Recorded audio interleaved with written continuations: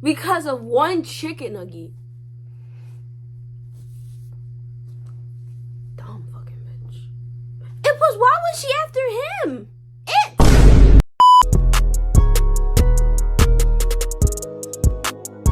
Back with another video. Today we're going to be watching three true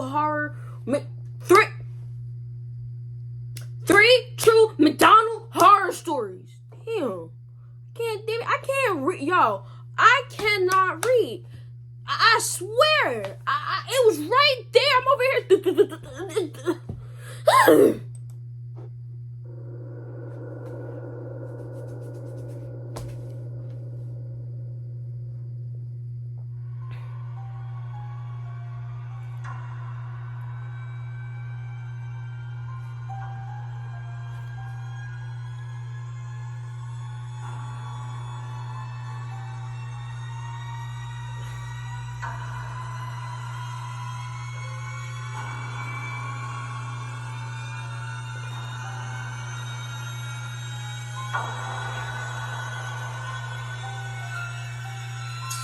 What's so hard about this? Working at McDonald's has ruined my life. I thought it would just be a way to save money for the future while I studied at my local college, but it turned out to be the thing that ripped my future from my grasp. It all started in the summertime. I was working the drive-through window, which is as mundane of a routine as anything else you can do at McDonald's. All the orders were passing through my hands and into car windows in one monotonous blur, just like any other day. But despite the sheer number of people that passed by me during that shift, there was one individual who stuck out. The driver of the vehicle she was in was nothing special, just her whipped boyfriend. But her, I remember her. She had this awful helmet-looking wig of ketchup red hair, which just did not go with the rest of her style whatsoever. I tried not to stare. I looked up to the screen where the orders came through to see what they got. Her boyfriend got a Big Mac meal with a large Sprite, and she got a 10-piece McNugget meal with a large High C. That may not seem relevant, but I only say this because I know for a fact that I did everything within my responsibility to make sure they got what they were supposed to. I handed over the drinks first. Then I held out the bag of food. I expected her boyfriend in the driver's seat to grab it, but instead, she reached over and snatched it out of my hands, giving me this dirty, ravenous look as she did it. Bitch, I didn't have to give you your food. Drive-through, so that barely registered anyway. Have a nice day. They sped off out of the drive-through, and I thought I'd never see them again. I was wrong. The woman with the ridiculously red hair walked inside not a minute later. I saw her as I was grabbing a McFlurry cup from the front. She was standing with her hands at her hips, impatiently waiting to speak to a manager in a very evident manner. By the time I'd made the McFlurry, the manager was with her.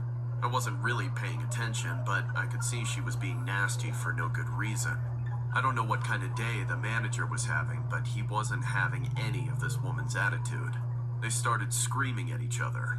You come into my establishment and you insult my employees. What the hell do you think you're doing? I ought to take you out back and rip your damn wig off, you piece of shit. In the corner of my eye, I saw her spit in the manager's nah. which he Nah. I have to slump that bitch. You ain't gonna be spitting in my face. I thought my door opened. I looked over. There's nothing. But slapped her in the face.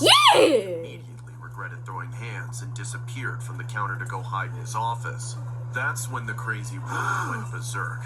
She started hollering at the top of her lungs, pushing stuff off the counter and throwing random objects into the kitchen. She threw over a cup of straws, spilling them all over the floor. What, y'all think I'm stupid? Think I can't count? I got a 10-piece, not a 9-piece. I got a 10-piece, not a 9-piece. She's getting mad because she got an extra chicken nugget? Oh, wait. I got a 10-piece, not a 9. Oh, she missing one chicken nugget. I mean, it's one chicken nugget off. I mean, it ain't that serious to be bitching and shit over one damn chicken. Fat ass bitch. Maybe I rip off one of your fingers and see how you feel about it. She was making an awful scene. At that point, I couldn't help but look. Several of my co-workers went to the counter to try and calm her down or get her out of the restaurant, but she was inconsolable. She pulled on one of those plexiglass barriers that hangs in front of the cash register and hurled it towards somebody. It nearly stabbed their eye out. Still, the corner of the plexiglass sliced them in the temple, spurting blood all down their shirt. Where's her Let me see boyfriend? that witch that gave me my food. Come on, she needs a good beating. I realized she was talking about me, and that's when she jumped the counter. She locked eyes with me at the window and lunged, but she was caught by a small crowd of employees who got a hold of her and threw her out the door. But she came back. Several times she came back, actually. Every time we thought she was gone, she would storm back in and throw something else at the people in the kitchen. Finally, after what felt like an eternity, the manager came out and yelled at her. "The cops are on their way! You really want to throw your life away over one chicken nugget?" At that, she disappeared. The cops showed up about an hour. One fucking chicken nugget. You over there bitching and screaming. I swear to fucking God. Where was her boyfriend throughout this whole process? Because he had to be out there. Like, I swear, matter of fact, if I was some ass on this, I would have left her. I'm not dealing with this. No. Because what is you yelling for? Over one damn chicken nugget. You're bitching.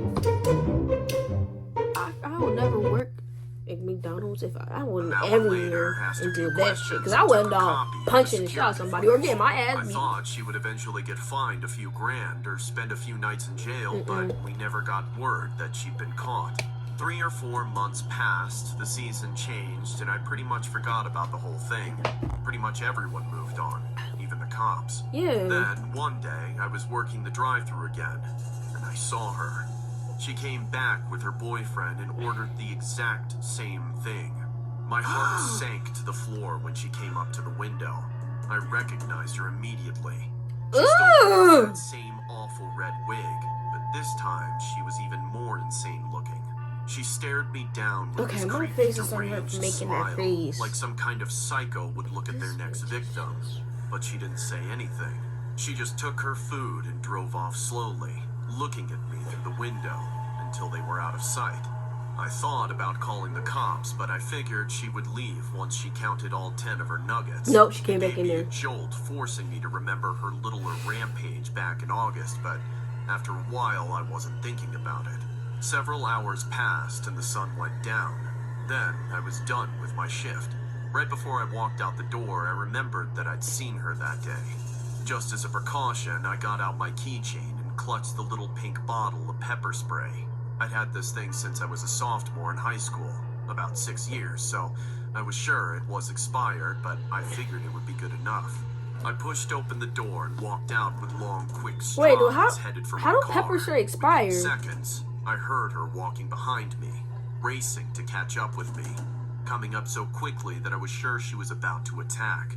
Instinctively, I turned around and sprayed her straight in the eyes. Without bothering to linger for any reason, I turned back and ran to my car. As I fumbled with my keys looking for the unlock button, I looked back to the woman with the insanely colored hair.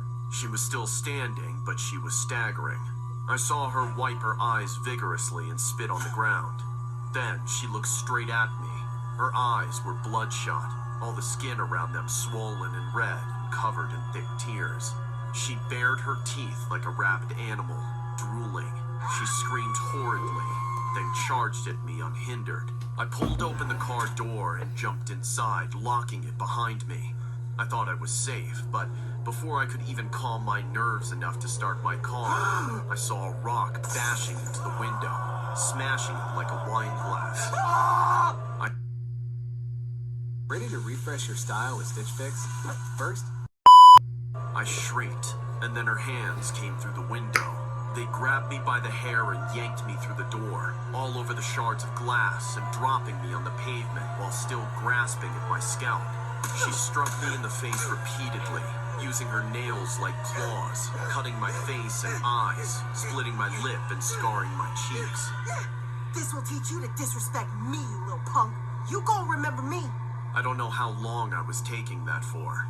I didn't fight back. I just clutched my car keys so she wouldn't steal it. Eventually, I heard my manager come out and start yelling. That's when the crazy woman dropped me to the ground and ran off, disappearing once again. And what's worse, the police still haven't found her. They don't care enough about me to go looking, I guess. But she ruined my life. I quit my job after that day, and I moved back into my parents' house. I even missed my college graduation because my face was so messed up. I'm too scared to go outside. I'm just worried that I'm going to run into her, and she'll recognize me all over again. The customer begins to argue with a worker over her order. There is no audio, but witnesses told police that the customer became verbally abusive toward the staff. That's when the situation turned violent. The customer tried to get behind the counter and had to be pushed back out the door by other workers. When she couldn't get behind the counter, she started throwing things. For the next 4 minutes, the woman with the red hair threw everything she could get her hands on over the counter. Wet floor signs, a trash can, plastic order numbers, another wet floor sign. Before leaving the restaurant, she grabs a big promotional sign and heaves it over the counter. Then she finally walks out.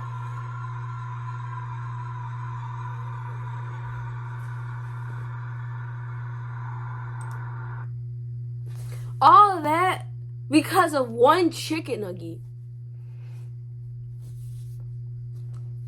Dumb fucking bitch. It was, why was she after him? Him. He ain't doing nothing. Personally, I thought she was going after the manager for spitting in her face. No, she came after him for the chicken nugget. Disrespecting me. He spat in your face. Oh my. Around the early 2000s, there was a high clown epidemic, where multiple reports of people being chased by clowns was at an all-time high. Most were classified as pranks, but regardless of their intentions, it was downright terrifying. The next story was inspired by some footage of a Ronald McDonald terrorizing someone at McDonald's. Here's what it looked like.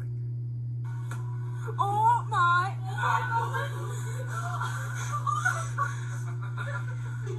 They all sitting there like it's funny. Where they say, "Would you like fries with that?" After every meal you purchase, the offer seemingly comes up despite you already ordered. I know why, and I'll tell you, but I need to give a disclaimer that this story isn't for the faint-hearted. This allegedly happened to a friend of mine. We'll call him John, and we'll call his roommate Brad. The fall semester was in full effect, and the pair had both studied at the same campus nearby their student housing. It was alleged that John moved in with Brad as he was originally from out of town. Get your nasty damn feet up from my face. I don't want to smell your bunions. And needed a place to stay for the following curriculum. Brad was known to not be the most pleasant individual to study around, due to his constant guitar rehearsals for his rock band. This would cause John to always opt to study at a nearby McDonald's. It was usually the go-to place for students, as this particular franchise was a 24-hour establishment. The McDonald's was never packed, at least not during the night shifts, so finding a place to sit wasn't so bad. You would occasionally find a loiterer or two, and were guaranteed to find this one female bookworm who would literally show up every night. John would always purchase a meal Y'all before just read in studying, your house. giving him a plausible excuse to dine without feeling like he was loitering. Hello, sir. Welcome to McDonald's. How may I take your order? Just a Big Mac and a small Coke, please. All right, sir. And would you like fries with that? No, thank you. Are you sure, sir? It's almost 3 a.m. Okay, so what? All right, sir. That'll be $8.19 after taxes. And how will you be paying? Card, ma'am. John taps his card on the machine and awaits his food as the odd behavior from the cashier left him feeling uneasy. Nonetheless, John grabs his tray of food and sits down to begin his long chore of studying. About 10 minutes before 3 a.m., the female bookworm slides by John's table with a frantic look on her face and says, It's almost time. You should probably pick up your fries now. What the hell are you talking about, lady? Dude, hurry up. We don't have much time. The female proceeds to head towards the front counter while John sat there dumbfounded. John then gets up from his seat and follows the girl's lead by ordering a large fry after her. As the pair head to their respective tables with their fries, John approaches the female and begins to interrogate her by saying, I got the fries, now what? I recommend just sitting down with your fries. It's literally going to be 3 a.m. any second now. What the hell are you talking about, lady? You don't know about him? The clown? Who? Duh. Ronald McDonald. Haven't you gotten the hint why they always ask if you want fries with that? No. Why? I recommend you always have fries on hand, or else he'll turn you into a McFlurry. What? That don't make no fucking sense at all. And what do we have on today's menu?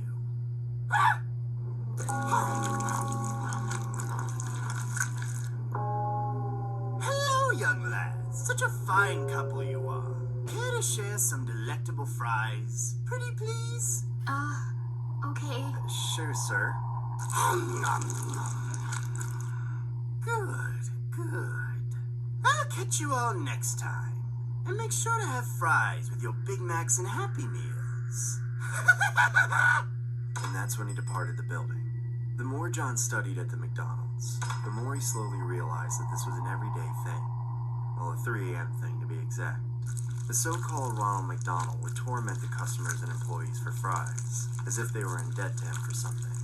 Nobody really bothered to do a damn thing about it and just went along with the whole facade. John, on the other hand, wasn't so pleased with the idea of being taxed to sit at McDonald's in exchange for his fries. But there was nothing he could really do about it. John had spread the word about the clown, but no one really believed him, especially his loud roommate Brad. One night, John decided to bring Brad to the McDonald's. He's gonna die! What he was saying was He's gonna get his friend killed. Brad didn't believe him and scoffed at the whole ordeal, as if the clown was some fake phony urban legend or some weirdo hustling food from regular customers.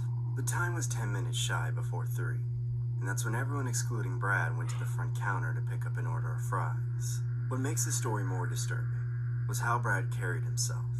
He had the same stubborn attitude and remained seated at the table despite John's multiple warnings. When 3 a.m. came around, the clown entered the McDonald's and immediately approached the bookworm's table first. Smells like this batch was fresh off the fryer. The clown then approaches John and Brad's table as they looked at the clown with their jaws hanging to the ground. Ooh, look what we have here! That's when John saw Brad holding a handful of fries with his bare hands, and John's fry container completely empty without an ounce of potato in it. I recommend you always have fries on hand, or else he'll turn you into a McFlurry. No, no, ah!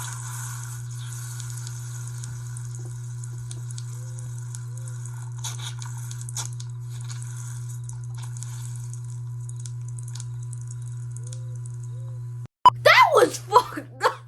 Yo, I thought he was gonna die. Nah, it said Uno reverse card. He saw that card. He said, fuck this. Give me some fries. But Michael, why didn't they order? I would say, why didn't they order 2 fries? They just ordered 2 fries so you could show him. But no, y'all said, I'm gonna buy one for myself. You could go ahead and die. But why you buy 2? Why did he just grab his fucking face and turn it? That hurt my stomach. That's just disturbing. And no one ever thought to like try to fight, stab something. They like, fuck it. I don't. They said, I'm not trying to die. I'm gonna just get the fries and give it to them.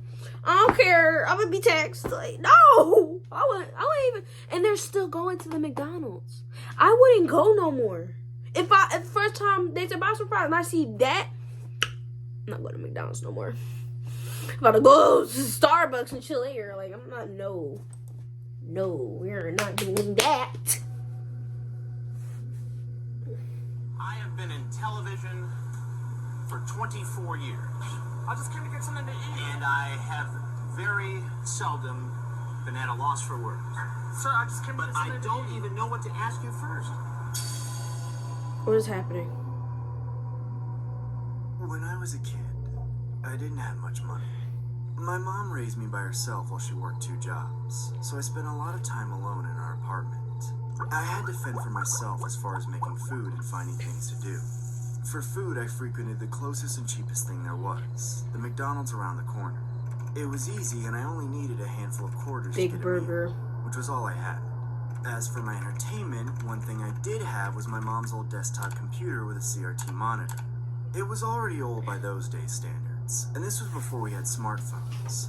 Despite that, to me, access to the internet was an absolute luxury. The big thing on the internet back then was chat rooms. times. Stuff like Facebook and Instagram didn't exist yet, so just about the only way to talk to people besides email was a chat room. There wasn't much to it, just some basic information like their name and age. And most of the time the chat rooms were community-based, so you'd be talking to people that live somewhere in your city. I thought it was a pretty neat way to potentially meet people in the real world, though it did end up having some problems. There was one guy I remember meeting very clearly. He was really cool to talk to online. His name in the chat room was John, and he was around my age. We traded messages almost every day for a few weeks, and we even played the original Counter-Strike together. Then one day he said he wanted to meet up and get something to eat. No. I had nothing better to do, as usual. No. So I agreed. I wouldn't trust But I had that. to No ask him if he FaceTime lived or nothing nearby. like that. No. I didn't have a car or a bike, and I couldn't really afford to take the bus. I was a slight bit cautious, so I didn't tell him my home address. I just asked if he could meet me at the McDonald's by the big intersection near my place. He said that was no problem, so we agreed to meet there at 6 o'clock that evening. That's a grown I man, have ain't to it? admit I was pretty excited. I never met any of the people I talked to on the internet before. And to be honest, I didn't really have many friends, even at school. I had high hopes to hang out with this guy more regularly, even before I'd seen him for the first time. I raided my mom's coin jar for some quarters, just enough to get a Happy Meal as usual. Then I walked out into the street around 5 minutes before we were set to meet. I got to the McDonald's at 6, but didn't see him. I kept an eye out for the green jacket John said he'd be wearing as I took a seat in the dining room. The McDonald's employees recognized me as I was there almost every day. I decided to wait for John to get there before I ordered, knowing I wouldn't be bothered by the workers. After a few minutes, I started to get a little anxious. I didn't have a cell phone as they weren't very common back then. I was just sitting there in silence, looking around the dining room. That's when I saw a strange-looking man wearing a trench coat standing by the window. It's staring him. It's him. You still win a big and jump on the casino? Absolutely. Have you signed up yet? Is it Let for me you? shut off my screen. Anyways. The moment I made eye contact with him, he began shuffling towards me until he was standing right next to my table. The table was about waist height on him, and he held a Happy Meal box right over the edge. You look hungry, little boy. Would you like something from my Happy Meal? No. No, I'm good, thanks. I'm just waiting for someone. Oh, are you waiting for John? He's my son. Without asking, the man sat down right next to me in the booth. Yeah, When there was a perfectly good seat right across from me. Yeah, He shifted the no. Happy Meal box and set it in his lap, even though the table was right there. He leaned in and mumbled in my ear, like he was about to say some kind of secret. He called me and said he was about to ride his bike to meet somebody here. I know this isn't the greatest part of town, so I thought I should drive over to make sure everything was safe. But I figured he'd be here by now. Oh, I hope he's okay. But while we're waiting, you should eat something. I bought this Happy Meal Nope. for the two of you. He Come put on, something in don't it be so you'll shy. fall asleep and he'll I pretend really didn't know you're how his. to feel about No. He puts something in the Happy Meal. He's gonna pretend you're his son, and he's gonna throw you over his shoulder, take him, put it in your car, drive to his house, and follow you.